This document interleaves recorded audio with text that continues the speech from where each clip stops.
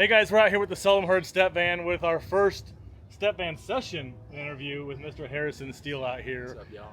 And we're down here in Old Town. Is this Old Town? Yeah. Okay, This is Old Town Square. we're down here in Old Town Square. You're going to have to give us a little bit of grace today. I've got old man sweat spots because it's hot. Harrison's been to the lake today. A little sunburnt. It is the middle of summer and today was 108 real feel. So well, let's go ahead and get in the van, and talk a little bit, and play some music. Cool, man. Let's do it. I'm not good at this yet, so it's the starts and the ends, and I'm like, Right. Harrison, Yeah. step band session. You're actually the second, Okay. but you're gonna break some records today because you're the first. You're gonna be the first musician. Okay. You're gonna be the first step band session, Nice. and you're the first to hang out in like ridiculous heat with me. So thank you for being in here. Let's just get So for all of you who don't know, Harrison, you're from Wichita. We're here in Wichita right now. Correct. Born and raised, or born. Technically, Born? raised here. No, Raised here. Born in Ohio, Columbus, Ohio, technically. Ohio. Family moved to Seattle for about a year right after I was born, and Okay. then moved here. So I was raised here from about the time I was probably 2. Okay. I would say. Okay. Yeah. Do you fully consider yourself a Wichitan? Yeah. Totally. Okay. Totally. Excellent. Yeah. So let's so what you're known for around here, we'll get to, but you're a musician and you play a lot in Wichita. But let's kind of walk the path to get there. And Okay. how you got there. Just kind of tell us about your story a little bit. Cool, man. Yeah, I mean, I guess I'm like, I don't know where I start. For me, I guess my love of music maybe started earlier than I realized. My dad, as I've gotten older, I realized how much he influenced me probably before I even knew that I was hearing good music. You know, Yeah, just like growing yeah. up in the living room and hearing songs, and he's been a great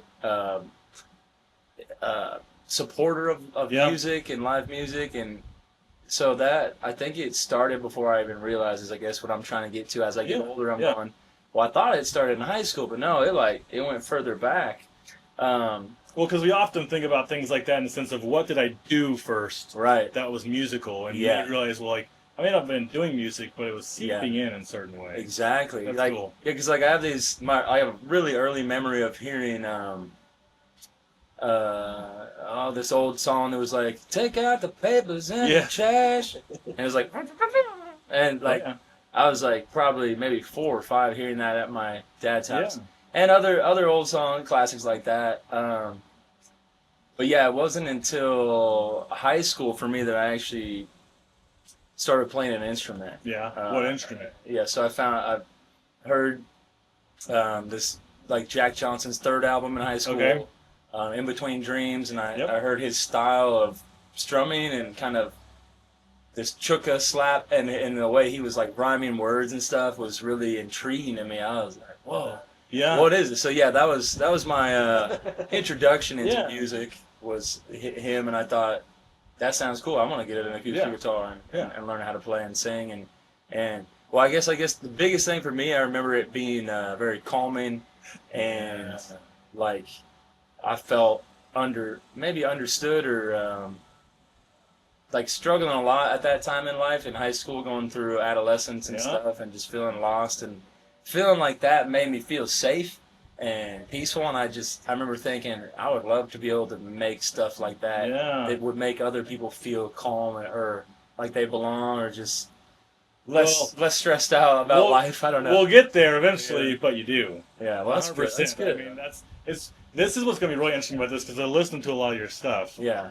And you're not, and specifically your songs, Uh-huh. not covers and things like that. sure. And all these things you're saying you experienced and felt are like, oh, I totally see that and hear that in your music. That's dope. that's I'm super glad it comes across. But that's super cool because whether you recognize it or not, you were building what you wanted your music to be for other people. Yeah, Yeah. for sure. That's Like, awesome. yeah, and another thought just popped in my head because I think when people ask my mom, they're like, well, because she comes to a lot of my shows, my mom Yeah. does, in town whenever Yeah. she can, and so people ask her a lot about like, when did he start singing, or like, how did you know he could sing? And Yeah. she's like, well, the first time I saw him sing, and this one I forget, is like in 5th grade.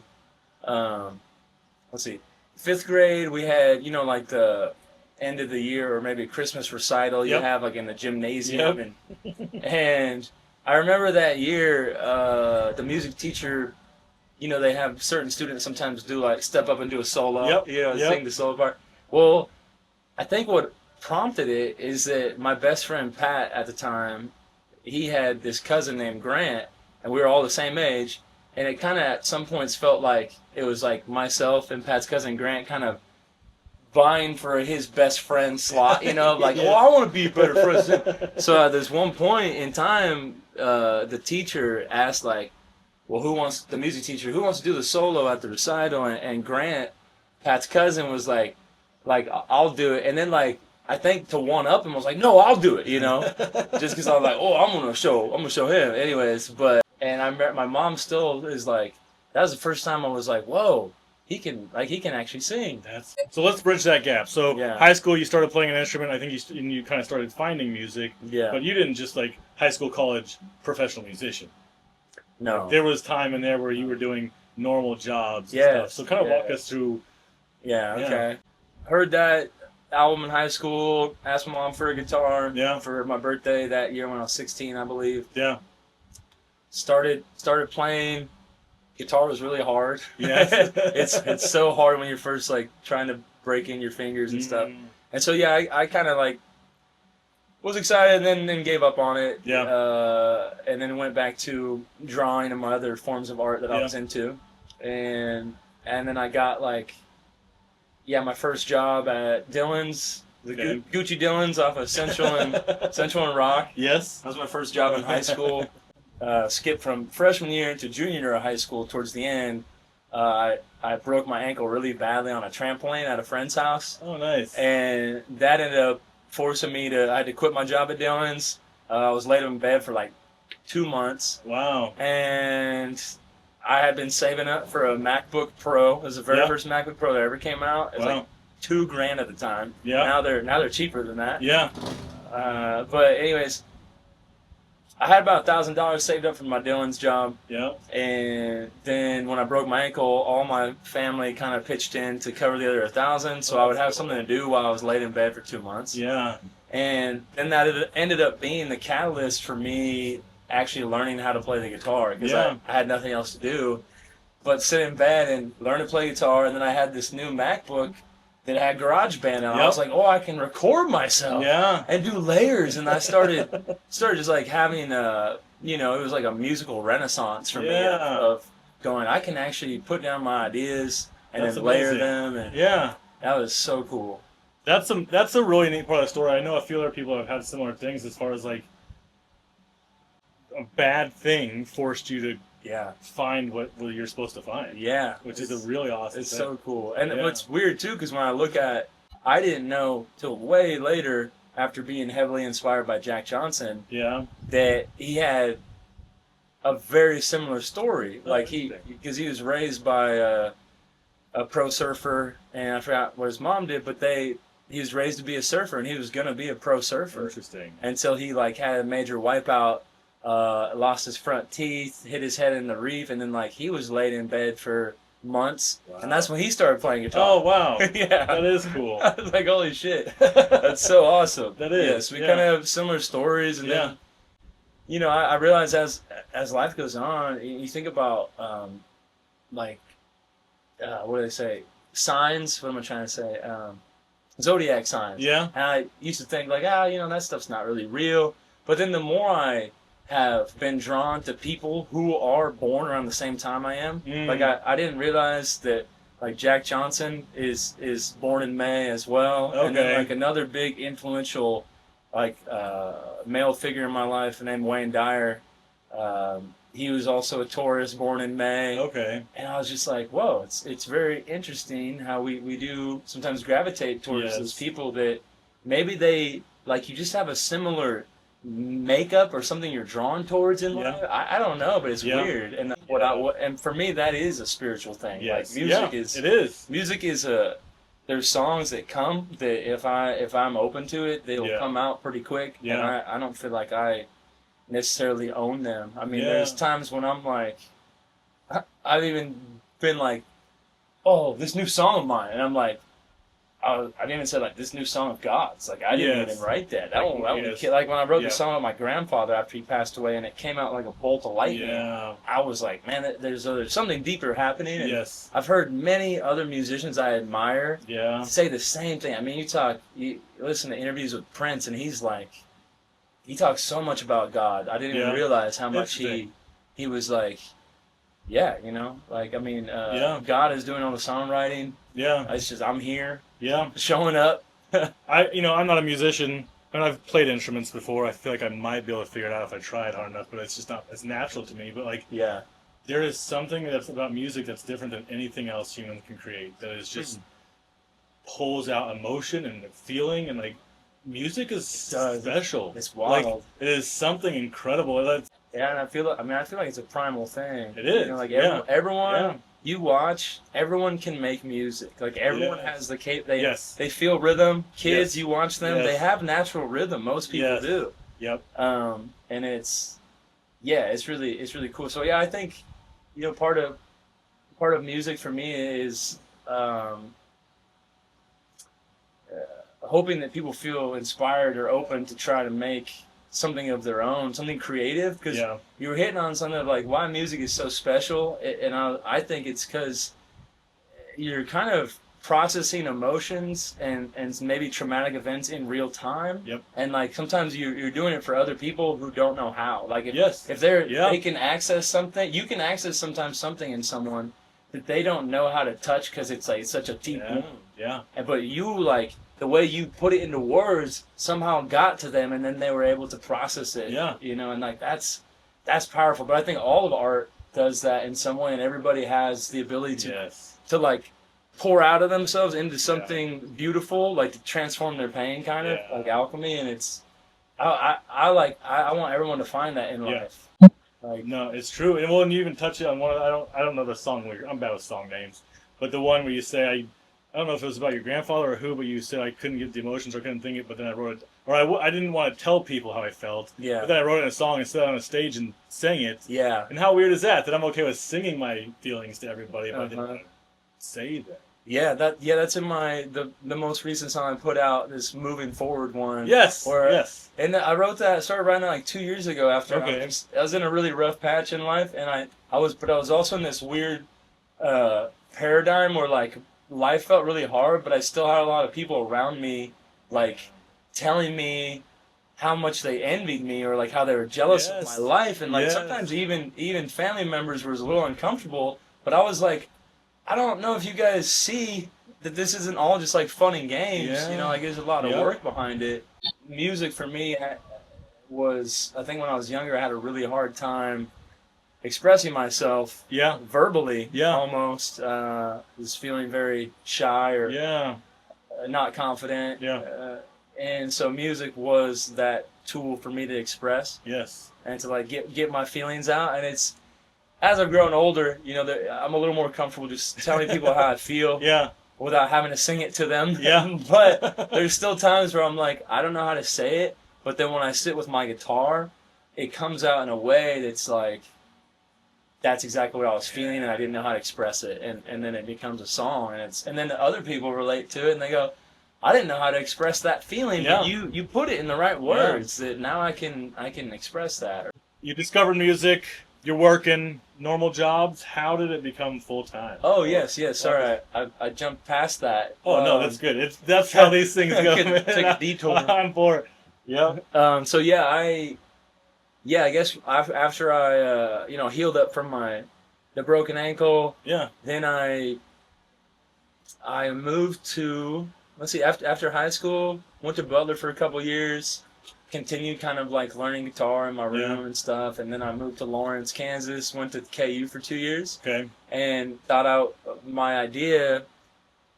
While I was learning guitar, in the background, I was always super into filmmaking, actually. And so I wanted to move to Hollywood and be a production assistant and like work my way up the totem pole on a Hollywood set. Like that was my dream. And I'm like, here's your coffee, like, you know? But that, after I was in Lawrence for like a year and I just took some film theory classes and it was super expensive, I was like, this isn't what I want. And I moved back to Wichita and I end up running into this guy in town named Jake, he's a local like residential contractor, Okay. and my mom happened to be babysitting his daughter at the time, and I was on the couch. I had moved back from Lawrence, and I'll be honest, like I was really depressed. Like I don't know, I felt like a failure. It Yeah. was just I had gone out on my own for the first time, and it was Yep. like felt Yep. like I failed and came back. So I Yep. was really in a low spot. And he comes in to pick up his daughter one day, and he's like, my mom's like, "Hey, this is my son Harrison." He's like, "Hey, Harrison," and I just remember him being really like, he just had this great energy about him, like really, Yeah. you know. And he's super sweet and cute with his daughter. He's like, "Oh, hey, and hey, baby," and then he just turns to me and he's like, "Hey, man, you wanna? I'm painting this house around the block right now. I could use some help. You want to come help me paint a house?" And I was like, okay, you know, I was not really into it, but Yes. for some reason I said yes, and Yeah. it was fucking, that was life changing. Like that crazy. I still think about Jake. Like I was actually at the lake with him today. Okay. I still think about him in terms of like, man, that guy saved my life in a way in that moment. Like Yes. I felt Yes. really, really low. And I've had mental health struggles before, so it's like it just. Yeah, he came at the right time, Yeah. and I went and started helping him paint this house, and I Yeah. remember him being so cool and just a cool guy. Like from the day one, I remember thinking, man, I just want to do a really good job for this Yeah, guy. I like yeah. him, and that started. We painted that house, and that started a relationship that has gone on for. Let's see, that was 2009. Was that 18 years? It's been a while. 17, 18? Yeah. That's awesome. And so, but then after we painted that house, I continued working with Jake for about 8 years Okay. before I moved to Colorado. Okay. Yeah, and then, Colorado, I did a bunch of marketing jobs. Okay. Completely opposite Yeah. of that. Just stopped working with my hands. Yeah. But I still love really getting my hands dirty. Yeah. And like music, I don't get to do it as much anymore. Yeah. It's It's a good skill to have, though. it's great. Yeah. He's like he gave me invaluable skills Yeah. that I didn't have. That my dad was not like a handyman. Yeah. So I didn't have any of those skills before I met Jake, and it added a lot to my life. That's very cool. And he's also like, it's funny though, because he's like, you. One time I said, "Man, I've learned so much from you," and he's like, "I've learned just as much from you, bud." I was Yeah. like, "Damn," you know, that one I almost started crying. Like, Yeah. he's been again like a godsend in that. Not only did he pull me out of that funk and like give me a purpose in life, Yeah. then as he saw me, you know, coming into my own purpose of music, he was able to be supportive of that and slowly let me work less and less with him Yeah. and start doing more and more gigs and Yeah. not just have to like take a huge leap of faith and be like, "I'm quitting my job. Yes. Here we go," Yes. you know. Well, because how many other situations in work would you could just be like, "Hey, I'm gonna just pull back on this," and like, Yeah. like no, they'd be like, "No, we need you here. We're gonna." Yeah. So, yeah. And then, well, it's crazy because, you know, after I worked with him for that many years, I ended up playing just a few coffee shop gigs Yeah. in 2013. Okay. Yeah, I played like at our coffee house in Riverside, where Okay. it used to be. They've changed hands now, but then the old donut hole Yep. on Douglas. Yep. Oh yeah. So I played about 10 coffee shop gigs maybe. Yeah. And I remember that still being so hard, like preparing for those shows. I stressed out. I prepared for hours. Yeah. Like I was like, this is exhausting. Yeah. And so after those 10 shows, I think living in Wichita my whole life was starting to get to me, and I got to go somewhere. I got to get out of here. Okay. So I ended up just hitting up my best friend who lived in Colorado at the time, Yeah. and I said, "Hey man, can I just like come to Colorado?" I Yeah. didn't even have a job, place Yeah. to stay.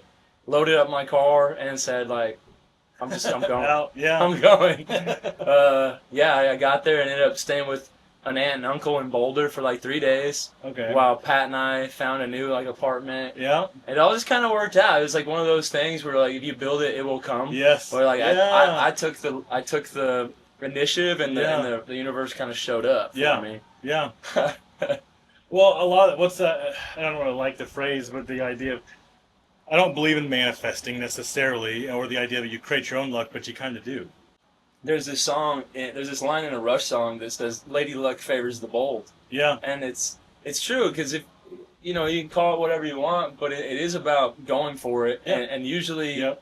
the universe or whatever you want to call it will meet you Yes. in the You effort gotta, that you got to put the effort you put in. Yes. Most people don't want to put in the effort. I realize, like, yes. you know, and they wonder why they're stuck, and it's like, well, Yes. you got to try really You gotta hard. do it. It's not just like a try a little. It's like, Yep. no, you're gonna fail Yes. over and over again. Like, there's so many times. I still have to buy things multiple times before I get the right one that I want. Yeah. Occasionally, I'll be like, Yeah. bought this, gotta go return it. That's not right. Gotta go Yeah. return it, and it takes time to get things right. Yes. It's how you want them. Well, and people, that's what their struggle is with you, with people like you, where somebody's gonna see you and it might be weird for me to say some of the stuff, but you're very good and you're very talented. Thank you. And like some people come watching and they'll be like, must be nice just to get to do that. And you're Yeah. like, no man, like this Yeah. took work and Yeah. time, and you know, people are like, I wish I could just be there. I And know. It's like you can, but you got to start now, You and can. it might be 7 years. Exactly. I And that's mean, okay, but you just got to start, man. Like yeah.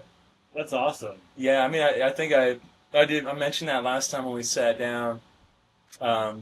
The thing that people do come up quite frequently, or not as much often as anymore, but they will come up and say that, you know, that looks really, you look like, that must be nice to be a musician. Yeah. You know, and that because they see your highlights on Yes. social media, Yes. and it's Yes. hard to.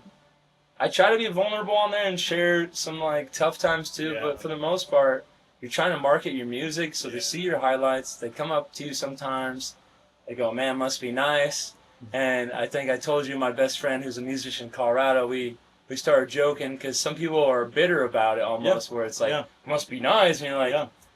I'm like, yeah, like I wish I could do that. I'm like, yeah, well, you just gotta go back and like experience this trauma and like this thing and this and like have nowhere to put your feelings, and then find a guitar and be like, oh, finally I have somewhere to express And then myself. break bones and be Yeah, break bones, and you know, it's a journey to Yeah. get there, and I think a lot of people.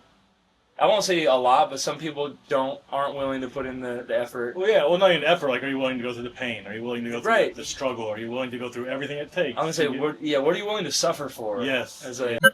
I went to like a couple open mics in Colorado. Yeah. You know, and then was doing all these experimental marketing jobs, Interesting. traveling a lot, promoting brands, like just out on the street, walking Yeah. up to people, handing them a granola bar, like a coupon or whatever, Yeah. like just. It was guerrilla marketing, and Yeah. I didn't even know what that was living in Wichita. Like, there's Yeah. not even a Yeah. market for that stuff here, Yeah. really. There is at, like, if you go to a show at the arena or whatever. Yeah. But yeah, in Denver and bigger cities, it's such a big underground job, the promo world, they call it. Interesting. And you end up, like, getting on all these agencies' lists. So you're a free agent, kind of, and you're just looking out for these odd jobs that might last from one day to a week to maybe That's a month. interesting. Like one time I got on this Google program where I was literally, it was a 4-month job, and I was inside Best Buy, not working for Best Buy, working for Google, promoting their new Google Chromebooks. Huh. Just telling people about them. And I was getting paid really well to do that. And Best Buy let you. Like, they were aware. Yeah, I was like, Okay. because they have reps come. Okay. Like Yeah, they have like yeah. reps coming in and try to promote Okay. the products. But yeah, that was such a fascinating kind of a new renaissance for me, where I was like, whoa, this is a whole new world Interesting. of marketing that I've never even seen before, where people are doing crazy tactics to try to get your attention. So this may not connect, and you can Yeah. feel free to be like, no, it's not at all happening. But like, it's interesting because I also feel like that little segment of your life forced you to talk to people, forced you to recognize people, Yes. forced you to really connect and communicate in a certain way. Yeah. That probably fits now, as It- far as like it when does. you're talking with an audience. Dude, and- it totally does. Yeah. I mean, it taught me how to market myself. yeah. Because I worked for hundreds of brands in Yeah. like that 3.5 year span, Yeah. and saw all these different ideas, and was just around the idea of marketing all the time. So when I decided, well, when I moved back to Wichita, I'm going to pursue music, I Yeah. had some ideas already about Yeah. like how I was going to go about it. Yeah. And yeah, so that really, yeah, those people, I owe those people a lot. That's This cool. company, Turnkey, they're out of Oregon. They're still running stuff, and And I would love to actually go visit them and be like, you really, just like Jake, you really added like you really added a new like facet to my life, or like a new dimension to me as a person that has helped me create my music business. That's super cool. Yeah, and then I even look back, the other piece I thought about, because when I was a kid growing up, my dad, he's an ultra runner, and he started putting on his own races. Wow. Well, to do these races, it's like basically now I think about it as loading in and setting up a gig and tearing it down and loading out. Yes. So I even as a young age, when I used to hate sometimes helping out at these races, I'd be like, oh, I want to do anything else. I was being programmed, like learning how to like set up and break down events, which is what I do every time I do a gig now. It's like a mini event set up and breakdown. Yeah. Even did like the pop-up tents. Like I have one of my dad's pop-ups that I'll bring to events in case it rains. Yep. But yeah, those little areas or what am I trying to say? Pockets of time where you're like, you kind of like adding to your toolbox. Yes. Of like your overall and that experience of life. That could be a really interesting nugget for people to accept, because like a lot of people are like, I want to be doing this, but right now I'm stuck here and I hate it. It's like, live in that moment. What can you learn? Because you could be learning stuff that is going to help you be gaining. Sure. So stop. Always have goals and plans, but stop. The last person I interviewed said the same thing. He was like, somebody told me just to live in the. I forget how he said it. Just live in the time. Live in the boots where you're at. And that's really, that's good. Really just accept that.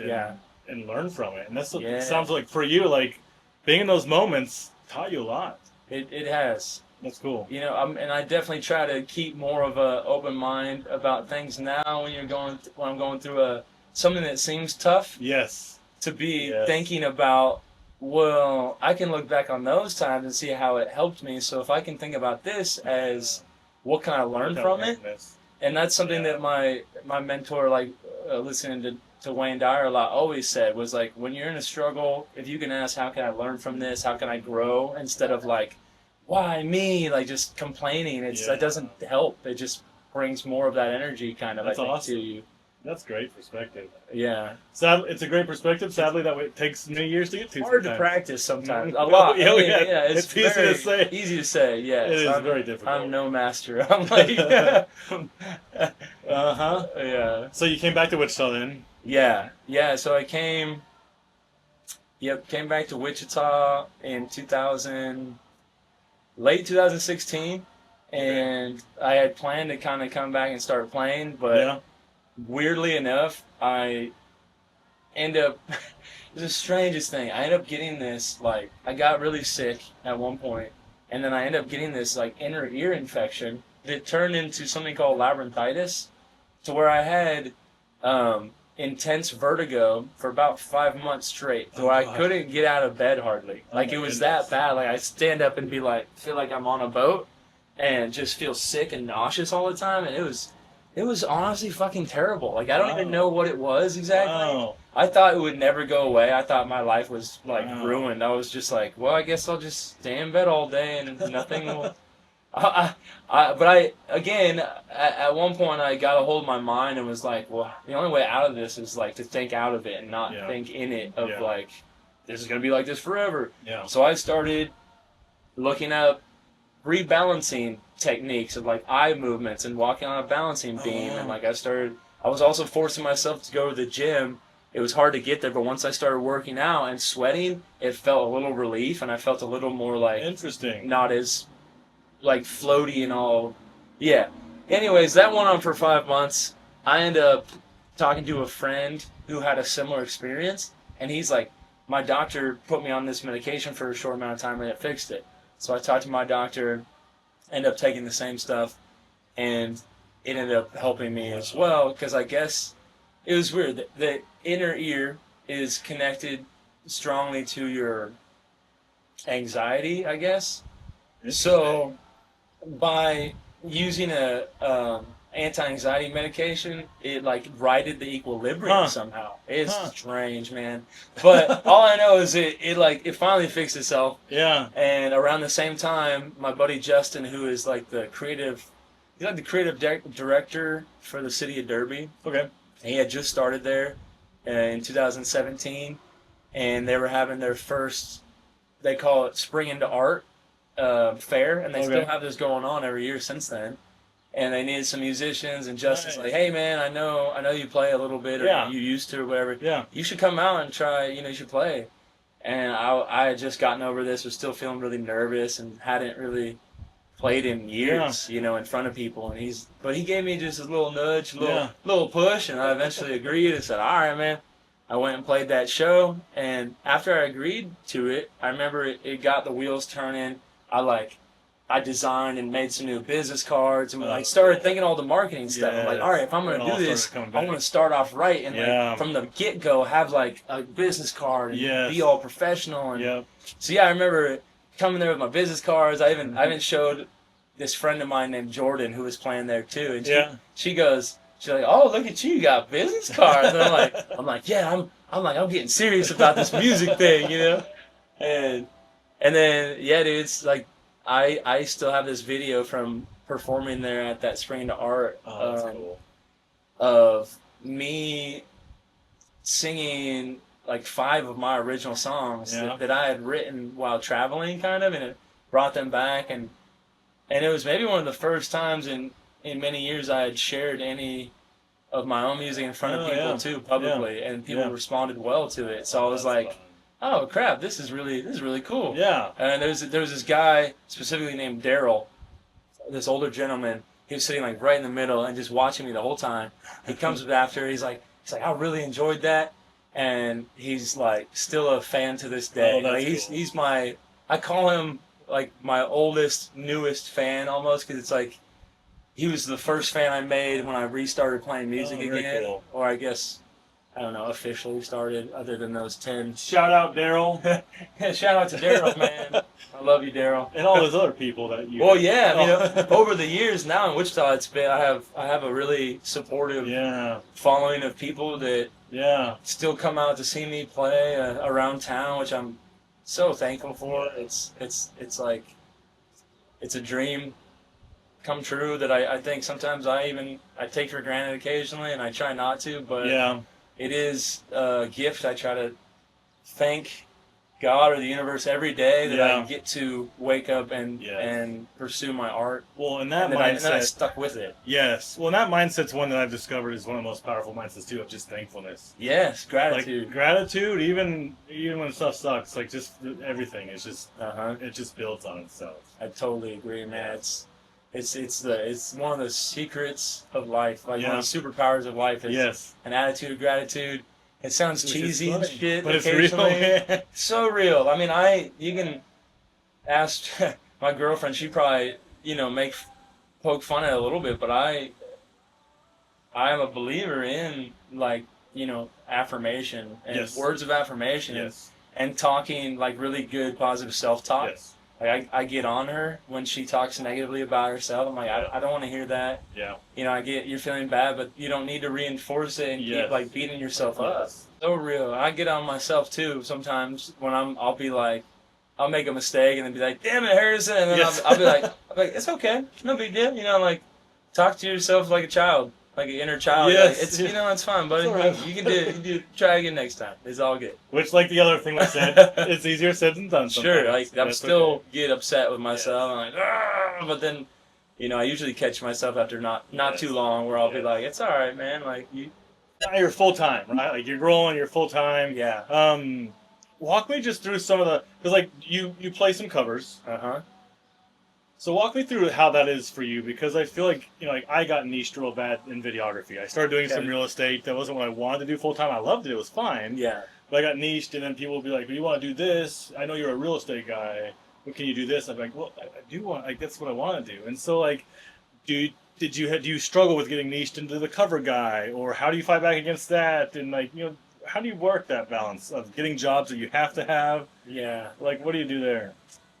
I'm still figuring that out, I would say. It's like, I try not to be, I've never wanted to be known as the cover guy. Yeah. And I think I've done kind of a good job at separating myself. because since the beginning of playing, I've always played some of my own originals at my sets or at my shows. Yeah. And that I remember thinking that was always going to be something I wanted to do. I didn't want to be a cover artist. Yeah.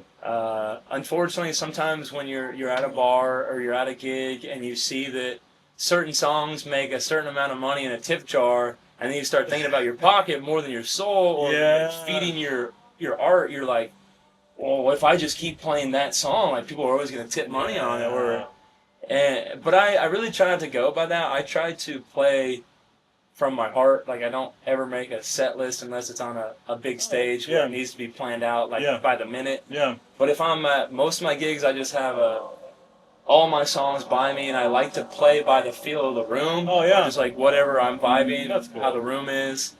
I guess these days I play more of my originals if I know that I have fans in the crowd who want to hear them. Yes. Because it can be tough, like especially like we're right by Mort's, and if you're a musician in town and you've played at Mort's on like a Martini Monday, you know how hard it is to connect with people. And then you're like, if you play an original and like no one's listening, you kind of feel like you just bared your soul and no one cared. Yeah. So it can be a tough thing as an artist to really want to share an original, but if it doesn't land or no one hears it, you can feel kind of like, why did I do that, or why did I even share that? Yes. So I think a lot of times it's easier to play it safe and play covers.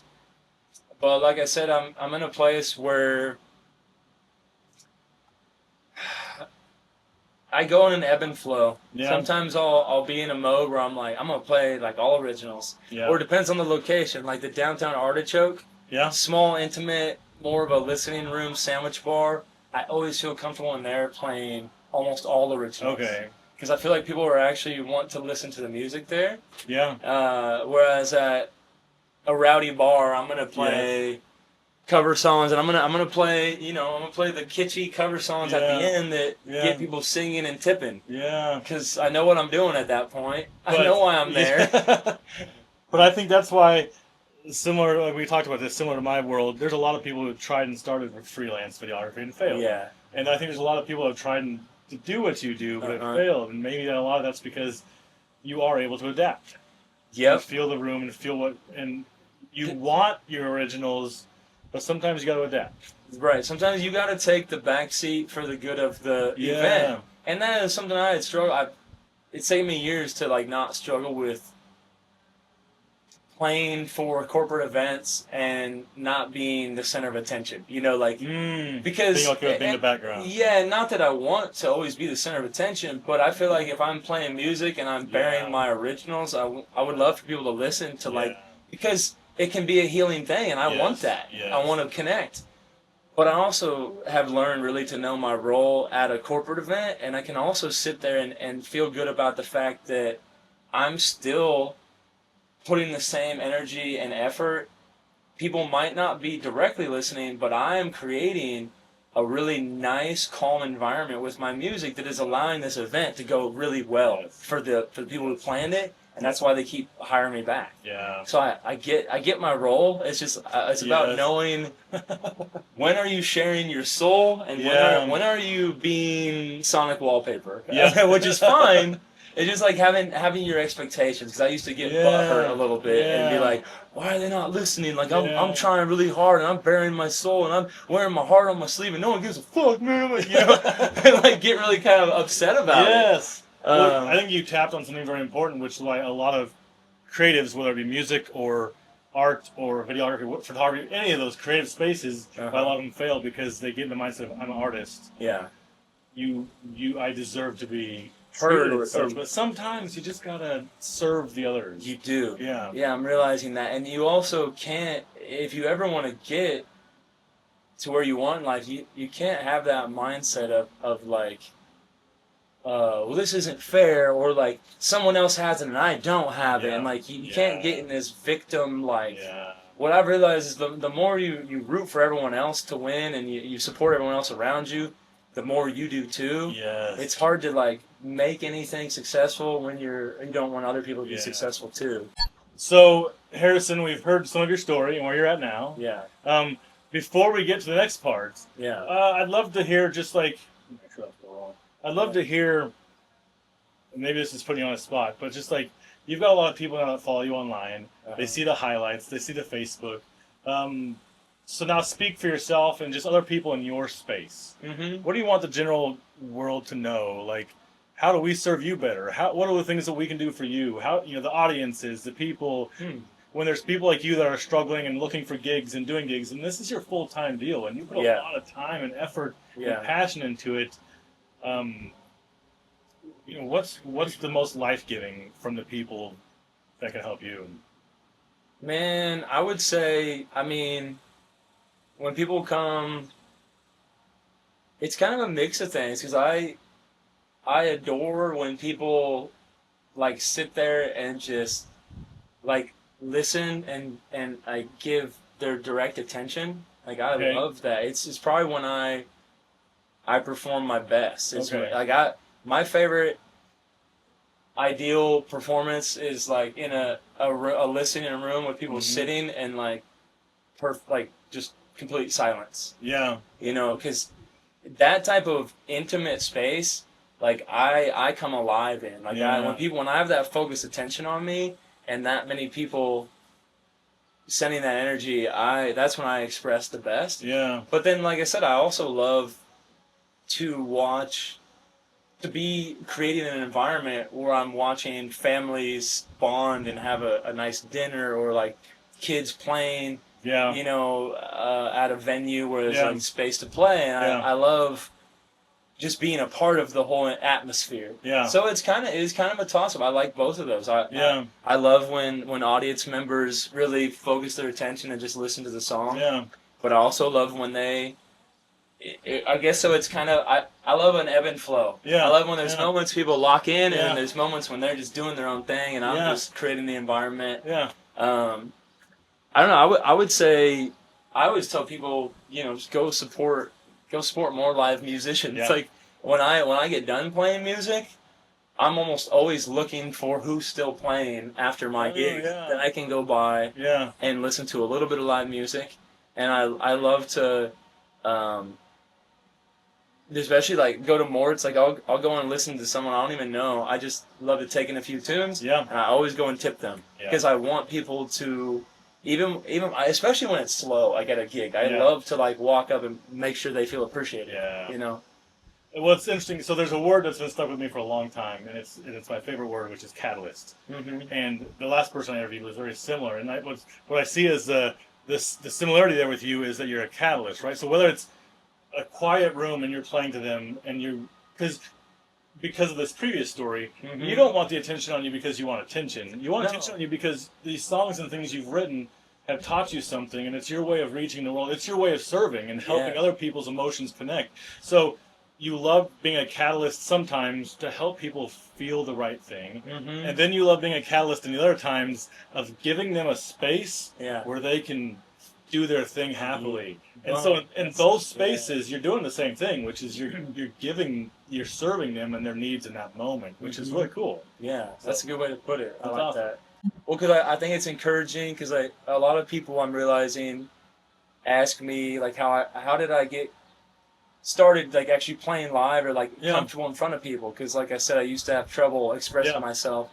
And I wanted to mention that it was like in 2012, I went to this open mic at Rock Island Live. Okay. And this guy named David Dam, who still is in Wichita, he was hosting it. I got up there, first time ever playing outside of my room. Okay. On a stage. And I played halfway through this song, a cover song, and I was shaking so bad, I just stopped and said, I can't do this. I walked off the stage.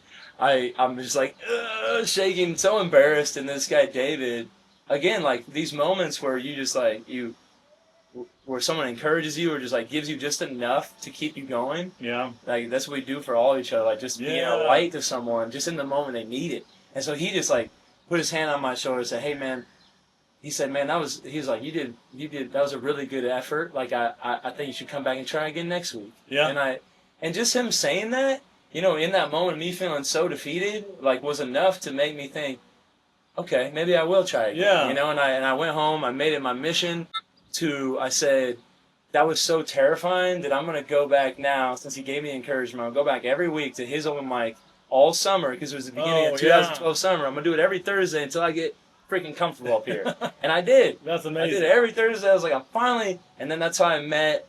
That's how I met other musicians in the community too. Was going to open mics. So that's how I tell people now when they're starting out, go to open mics if you can find them. You'll meet people, other like-minded individuals. You'll build like a social network of people, and this is a great way to get into the scene out there. Yeah. And then the last thing I want to say too, because I feel like people are going to ask, is that, well, I mean, I don't know, maybe you can toss up a photo if we mention it in the video. But like when I started playing back in Wichita, I started wearing this bandana. Yeah.